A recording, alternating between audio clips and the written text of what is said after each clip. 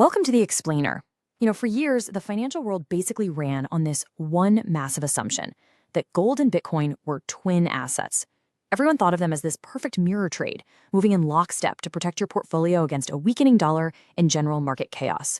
But fast forward to July 2026, and the data is telling us a completely different story.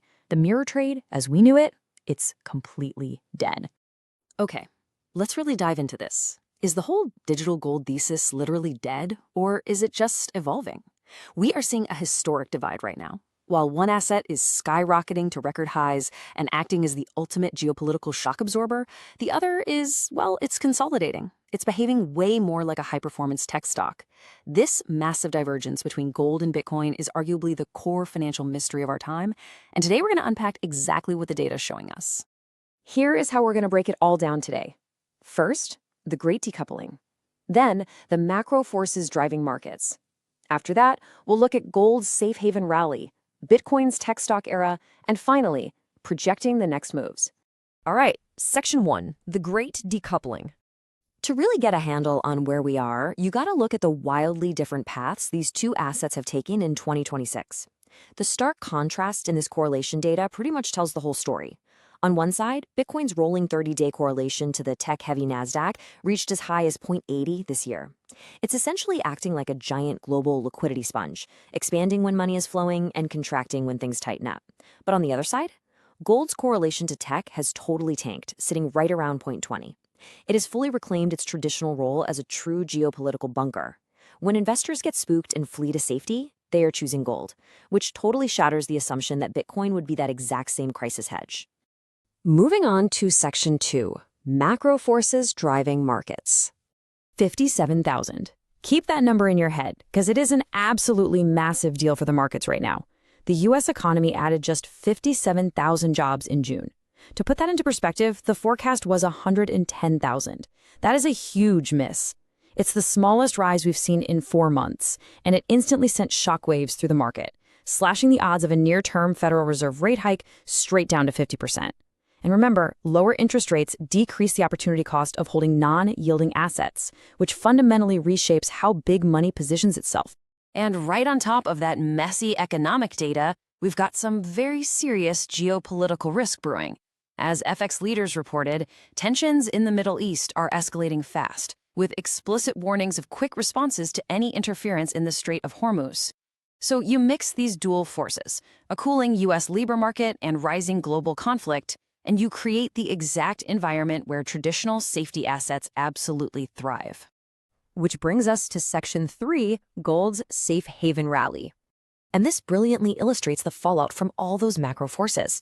The outcome is undeniable. Gold has just surged, breaking right past $4,185 an ounce. Over the past year, it's sitting roughly 25% higher.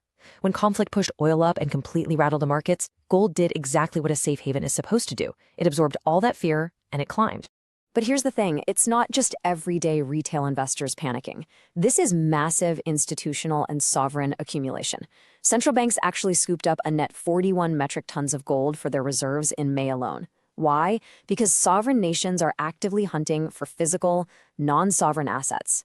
Unlike digital assets, a physical bar of gold stored in a vault can't just be switched off by a software update. Plus, it's totally immune to emerging tech threats like quantum computing, which some analysts are warning could eventually target blockchain encryption. Gold is absolutely winning the trust war here. All right, Section 4, Bitcoin's tech stock era. So if gold is our bunker, what on earth is Bitcoin right now? Well, the trading firm Wintermute uses a really vivid term to describe Bitcoin's behavior in this tight liquidity regime. They call it a high beta tail of macro risk. Basically, that's a fancy way of saying Bitcoin is eating all the downside equity volatility when stocks fall, but it's totally failing to capture the full upside premium when they rally. It's behaving like this uniquely fragile hybrid right now, deeply tied to equity risk appetite rather than acting as a standalone store of value. Now, what's really interesting here is the sheer whiplash happening in the ETF markets. Because institutions now hold Bitcoin alongside their tech stocks, capital flows are driving both of them simultaneously. We literally just saw this brutal 10-day streak where Bitcoin ETFs bled $2.7 billion. Billion. But then on July 2nd, the streak abruptly snapped with a $222 million net inflow. Fidelity and ARK saw massive gains.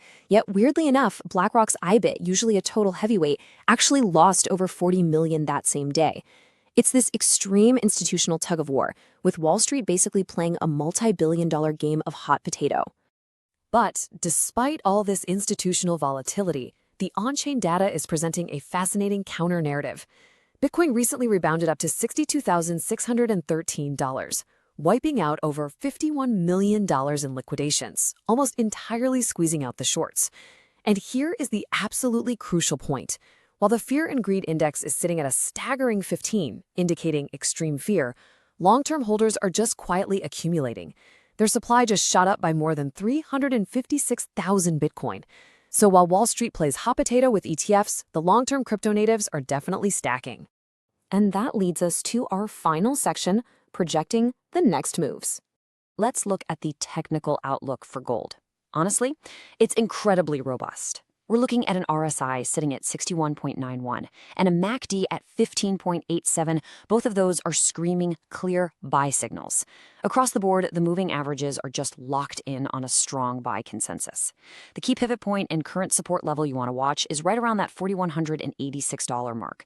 Basically, as long as those macro fears persist in the background, the technicals suggest gold has serious momentum to maintain its altitude. Bitcoin's technical battlefield, on the other hand, is way more complex. The absolute line in the sand right now, it must hold the $60,000 mark.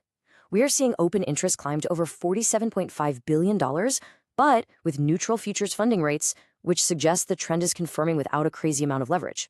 However, its high sensitivity to U.S. tech liquidity is making traditional analysts pretty cautious right now. I mean, Citi just slashed their 12-month Bitcoin target from $112,000 all the way down to $82,000, citing weak ETF demand. Bitcoin's next major move completely hinges on seeing a return of consistent institutional inflows. So what does this all mean? Well, the mirror trade is officially dead, at least for now. Gold has definitely proven it is the undisputed king of the geopolitical bunker, while Bitcoin is currently being priced as a leveraged expression of tech market risk. But you know how markets are. They're cyclical. As we look ahead, the ultimate question remains. When the Federal Reserve shifts its policy and the next major liquidity regime kicks off, will Bitcoin finally decouple from tech and become the independent hedge everyone hoped for? Or will this great decoupling from gold just become a permanent feature of our global financial system? Thanks for joining me on this explainer. Keep your eyes on the data, and I'll catch you next time.